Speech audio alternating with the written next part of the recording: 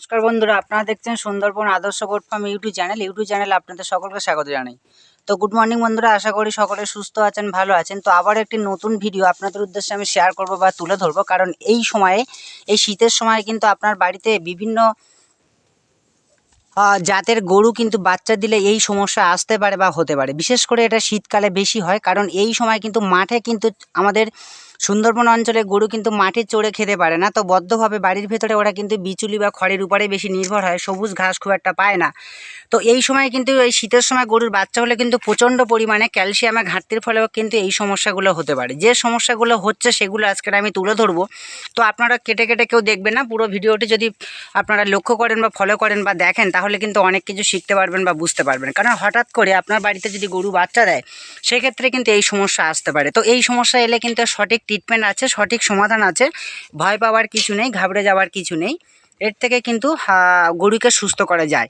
তো একটি বড় জাতের গরু দেখছেন, এটা হচ্ছে ইঞ্জেকশনের গরু। ইঞ্জেকশনের এই যে গরুটি দেখছেন, এই গরুটি কিন্তু আজকে বাচ্চা দিয়েছে। তো বাচ্চা দেওয়ার পরে কিন্তু এর কিছু সমস্যা হচ্ছে এবং বাচ্চাটারও কিছু সমস্যা হচ্ছে।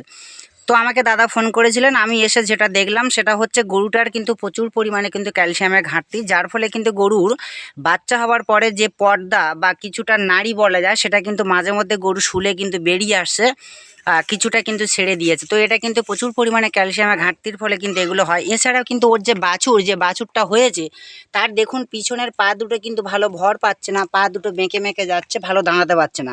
তো এরও কিন্তু নার্ভের সমস্যা হচ্ছে বা কমজোরি। তো যেহেতু ওর মার কিন্তু প্রচুর পরিমাণে ঘাটতি ছিল, ওর মারও কিন্তু, আমি যেটা দাদার কাছে জিজ্ঞাসা করে জানলাম যে ওরও ছোটোবেলায় কিন্তু নার্ভের সমস্যা ছিল।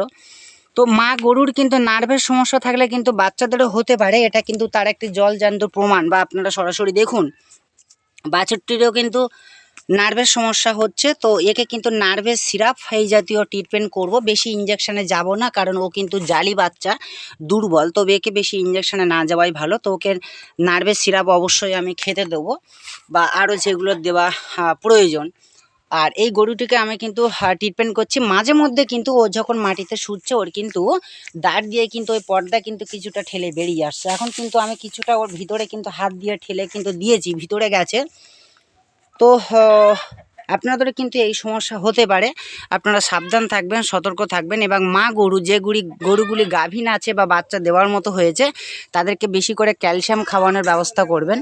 লিকুইড ক্যালসিয়াম খাওয়ানোর ব্যবস্থা করলে এই সমস্যা থেকে কিছুটা মুক্তি পাবেন। তো এখন আমি সেই দাদার সাথে কথা বলবো, গরুটি কখন বাচ্চা দিয়েছে বা কী সমস্যা হচ্ছে সেটা এখন সরাসরি দাদার সাথে কথা বলবো। তো দাদার নামটা একটু বলবেন। তাপস মণ্ডল। তাপস মণ্ডল, গ্রাম পোস্ট মৌখালি। মৌখালি। গরুটা কখন বাচ্চা দিয়েছে? সকাল 6টায়। সকাল 6টায়। তো এই মা গরুটারও কি আগে কি নার্ভের সমস্যা ছিল? অবশ্যই ছিল। ছিল না? আর বাছুরটারও একটু নার্ভের সমস্যা দেখছি। হ্যাঁ। তো বাছুরটা হাঁটছে কিন্তু পা দুটো দুর্বল, ভর কম পাচ্ছে, পিছনে পার ভর কম পাচ্ছে। আর মা গরুটার কি সমস্যা হচ্ছে? ওর ওই শুলি, মানে জ্বরের সামান্য অল্প পর্দার সমেত বেরিয়ে আসছে, বাইরে বেরিয়ে আসছে, আবার দাঁড়িয়ে উঠলে ভিতরে চলে যাচ্ছে, দাঁড়িয়ে উঠলে আবার ঠিক হয়ে যাচ্ছে। আর গরু ঠিক মানে সবল নেই, দুর্বল। তো ধন্যবাদ দাদাকে। শুনলেন দর্শক দাদার মুখে যে এর গরুটার কিন্তু, মা গরুটার কিন্তু ছোটোবেলার নার্ভের সমস্যা ছিল। আর গরুটা এখন বাচ্চা দেওয়ার পরে কিন্তু মাটিতে শুলে কিন্তু কিছুটা পর্দা ঠেলে বেরিয়ে আসছে, আবার দাঁড়িয়ে উঠলে ভিতরে চলে যাচ্ছে। আর বাছুরটারও কিন্তু সেই নার্ভের সমস্যা দেখা দিয়েছে। তো মা গরুর কিন্তু নার্ভের সমস্যা থাকলে বাছুরের কিন্তু নার্ভের সমস্যা হতে পারে।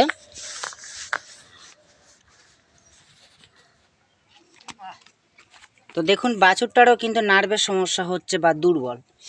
তো মা গরু থাকলে কিন্তু অনেক ক্ষেত্রে কিন্তু বাছুরেরও কিন্তু এই সমস্যা হতে পারে, মাদের ঘাটতি থাকলে কিন্তু এই সমস্যা হতে পারে। তো আপনার বাড়ির বড় জাতের গরুদের বা দেশি গরুদের, যে কোনো জাতের গরুদের গাভীন অবস্থা অবশ্যই ক্যালসিয়ামের দিকে নজর দেবেন বা বেশি বেশি ক্যালসিয়াম খাওয়ানোর চেষ্টা করবেন, তাহলে কিন্তু এর থেকে অনেকটা মুক্তি পাবেন বা সমাধান পাবেন।